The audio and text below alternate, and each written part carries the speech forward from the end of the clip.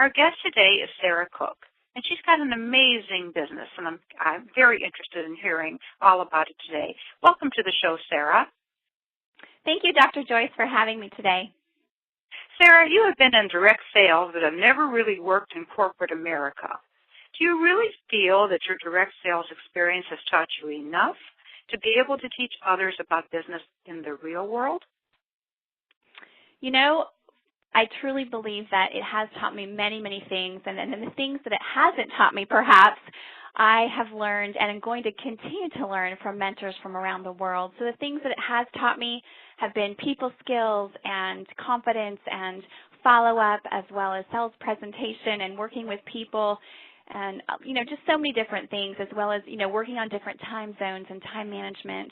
But, of course, there's always things that we can learn. School's never out for the pro, so I truly believe that having mentors in my life will be the key to teaching kids about business as well as teaching families about business. Isn't it amazing that schools, not only schools, but corporate America does not teach this? These basic things that you're describing, Now, you have 3 children, ages 13, 10, and 6. God bless you. You help run your youth ministry. You have over 100 women on your direct sales team. Your husband has a rare disease that often takes much of your time. You homeschool your oldest 2 children so that you can help them start their own businesses this year. And now you are launching Raising Biz Kids. What can you share with those listening about how you manage all that you're doing? It sounds to me like you're Superwoman. Thanks. Some days I do feel like Superwoman, and other days I feel like just going taking. You have to be Superwoman to do all those things, Okay. Well, I think a lot of it has to do with my faith. I truly believe that, I'm encouraged with my energy and my health and all those things and my belief in just what I believe in. And I do believe that you can't do it all. Yes, you can have it all. I truly believe that, but you can't do it all. And so I've really learned to delegate.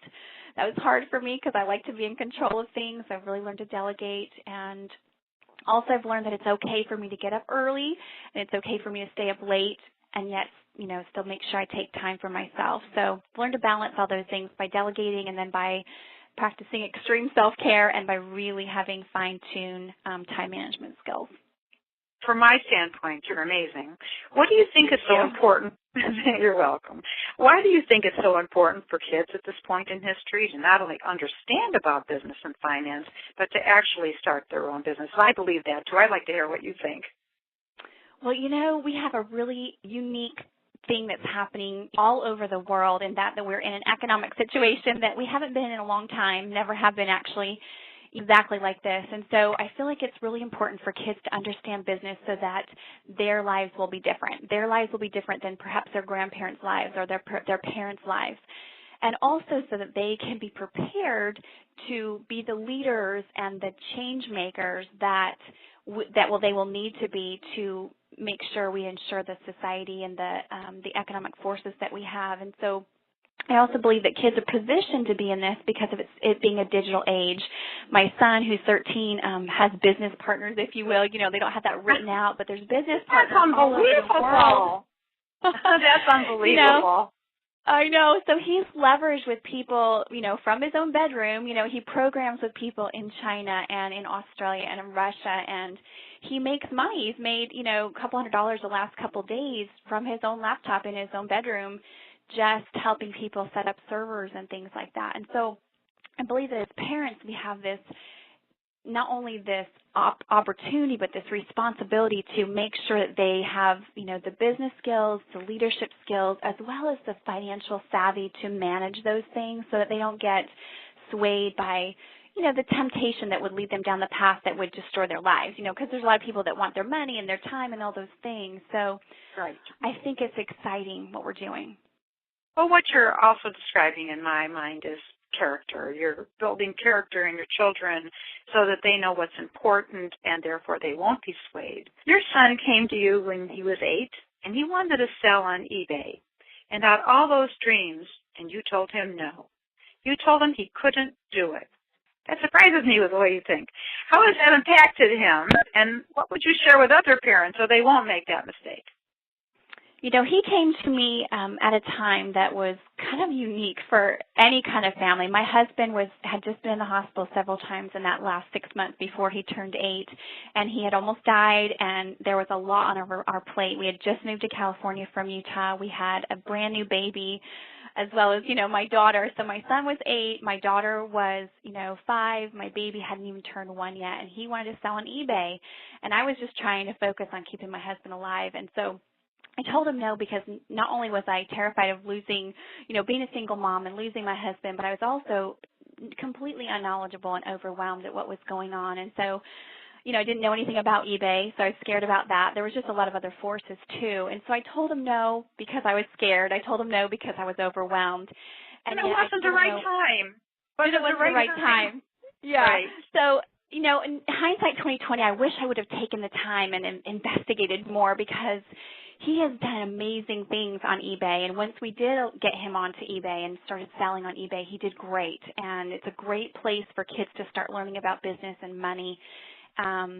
Some things have changed with eBay, so it's not as profitable as it was when he was 8, but it is a great place for kids to start selling some things and start, getting customer service experience and things like that. So what I would tell other parents is, even if you're scared, or even if you're overwhelmed, do what you can to support your kids' dreams and allow them to flourish and grow and do what's on their heart. Because when we support them, they not only know that we love them, support them, and, it not only builds their character and their self-esteem, but it also opens up those lines for communication later on, that they trust you. They know they can count on you.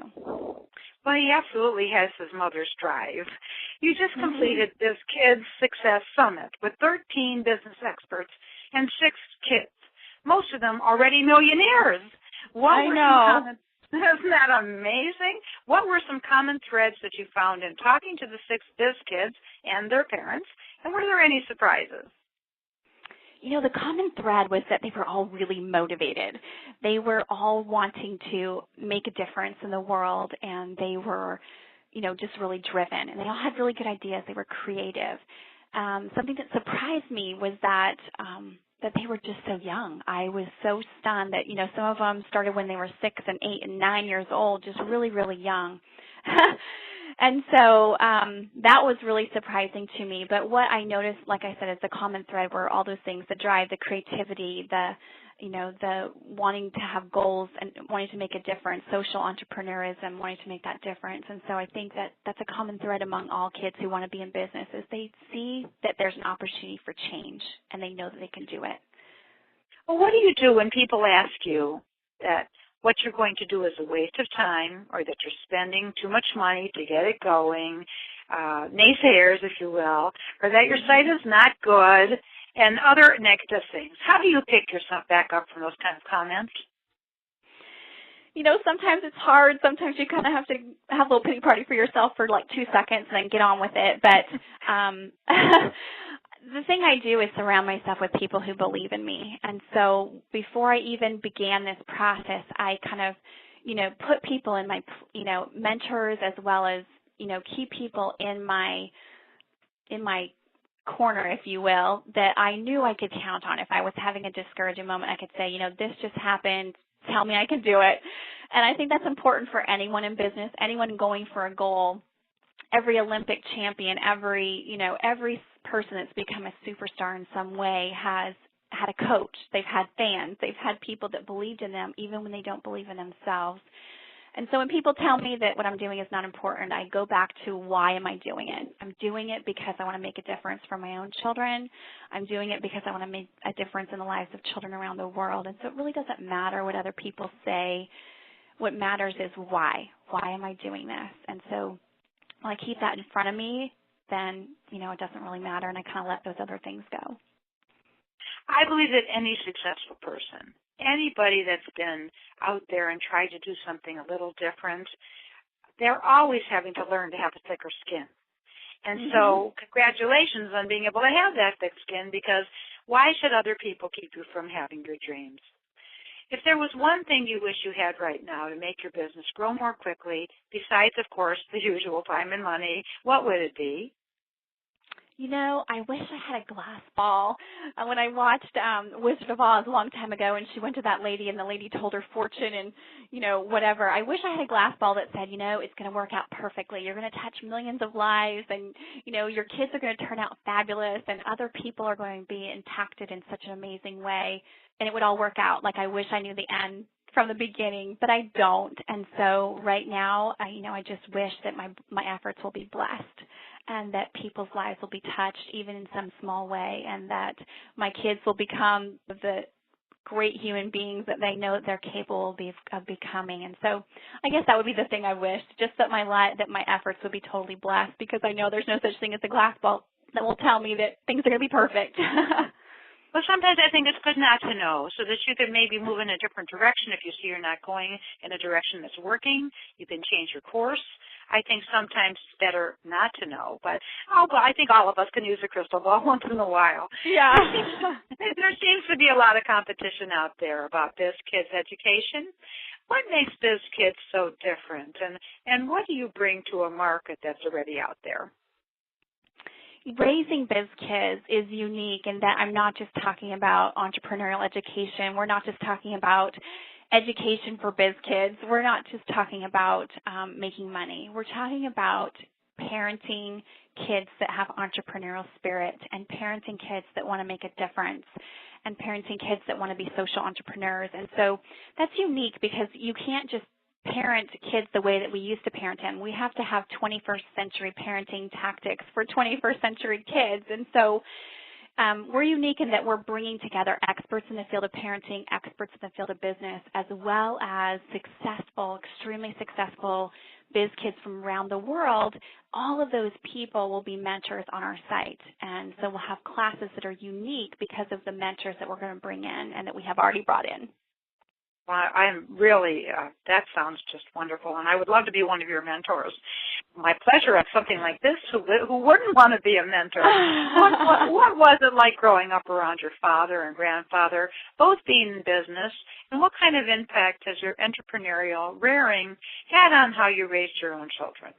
What it was like growing up around my dad and my grandpa were that I got to see what they got to do with their money.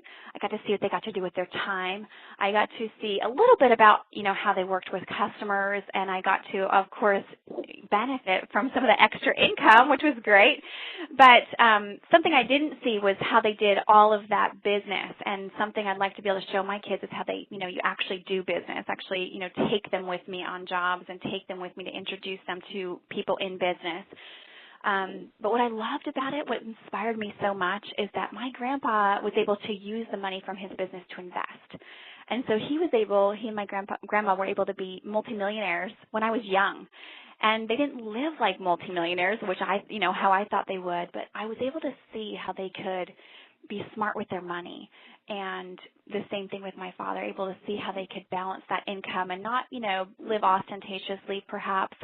But now they're set for life, and that was a great example for me.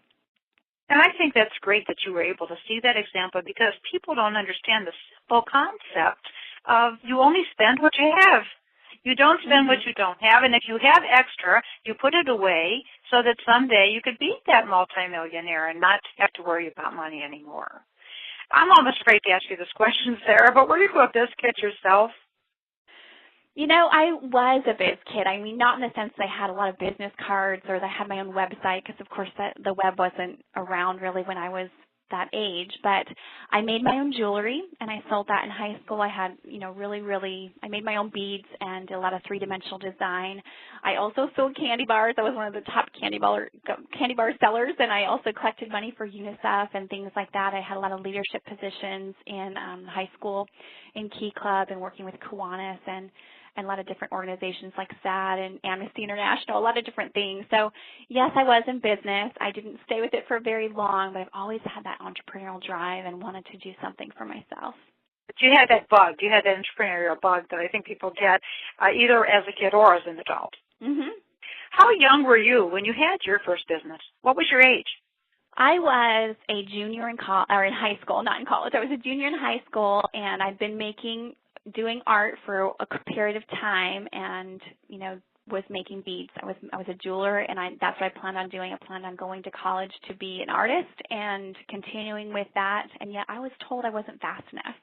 I was told that I would never make it at art school, and so I gave up on my dreams because of someone else's lack of belief in my capabilities. And that changed the course of history because then I went on to do other things, but that entrepreneurial bug never left me. And so I started my business in my direct selling company, and, now we're doing Raising Biz Kids. But yes, I was an artist making gorgeous jewelry.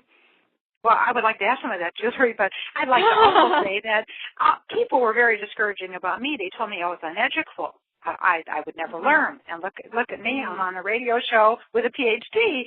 So you cannot listen to what other people say. That's just an opinion, and I think you know, and our audience knows what people say about those, what an opinion is. Do you really do it all? Do you really do it all? You already told me that you delegate. And so this question, do you have help, is really not, I just want to know if you have any more help, or maybe you've had some creative ideas. What kind of things do you outsource to others? I outsource my housekeeping. I don't do all of that. I also outsource at certain times. I've outsourced childcare. I outsource a lot of my graphic design, web design, graphic design. I outsource a lot of the data entry things that I have done. I outsource part of my social media. I have a lot of quotes and articles I like to get out there on social media for my audience, and so I outsource some of the entry of that. I also have a couple of VAs that do different work for me here and there, taking things to the bank and the post office, those kinds of things. Well, that's great. That's great ideas for people that don't think about outsourcing as something as easy as having somebody else clean your house. And good choice, by the way. When you don't have to be anywhere to do anything, what do you do or not do, Sarah?